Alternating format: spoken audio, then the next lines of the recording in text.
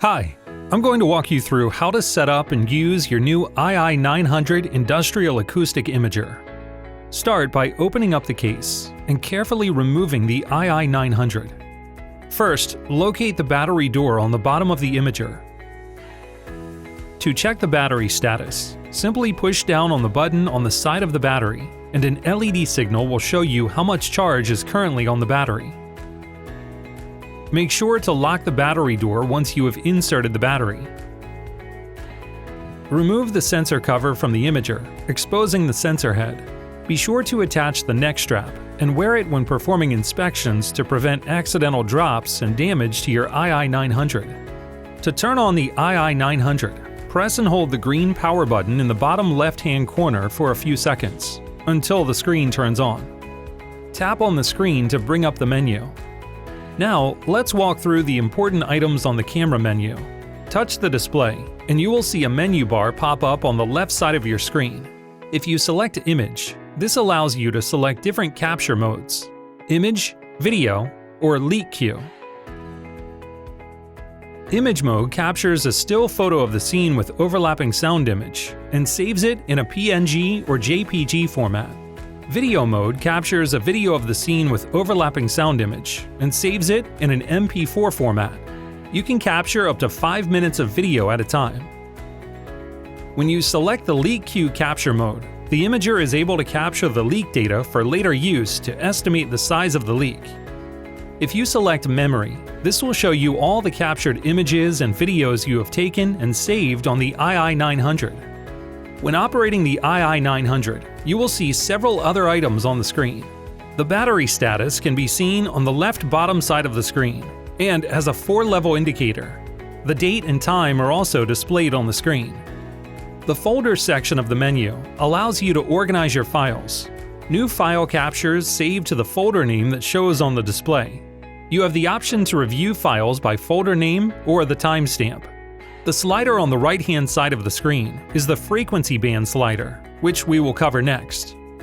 Once you have turned on your ii900, aim it at a test area. This could be, for example, a known leaking connector or tube. The ideal distance to be from your target is 3 to 26 feet, but with good line of sight, you can increase the distance up to 70 feet. Always pay attention to your environment when you are inspecting for air leaks.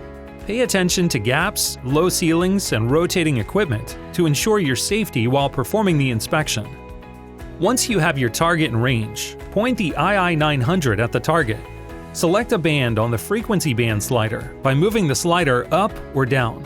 The optimum band depends on the environment and the application. We recommend that you start with a band at 35 kHz and a width of about 5 to 10 kHz.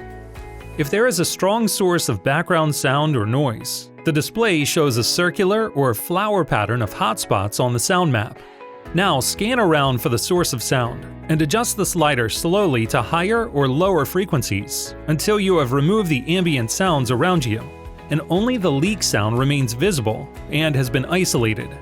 When the area of interest is clearly displayed, push the capture button on the right side of the ii900. The ii900 will then save the image or video to memory. Sound signals reflect, particularly on smooth and flat surfaces. In certain conditions, the imager shows a steady spot on the source of noise and one or more steady spots from the reflections. Move the imager around to help discriminate the sound source from the reflections. The sound source remains in the same location, while reflections will move. Once you have taken your image or video, you may want to add additional information so that when you or someone else is reviewing the image later, they can get even more details than what is shown in the image. Things like the location or asset number. In order to add notes to your images or videos, you have two options: tapping the thumbnail image that shows right after you have taken your image or video, or by going into the memory menu and selecting the image from there. The ii900 offers 3 types of annotations. Text notes, where you can add additional information to files with text notes. Photo notes, which is an additional photo attached to the file. You may want to use photo notes to attach images of a label on a piece of equipment, or the location the image was taken, such as a building number or section number.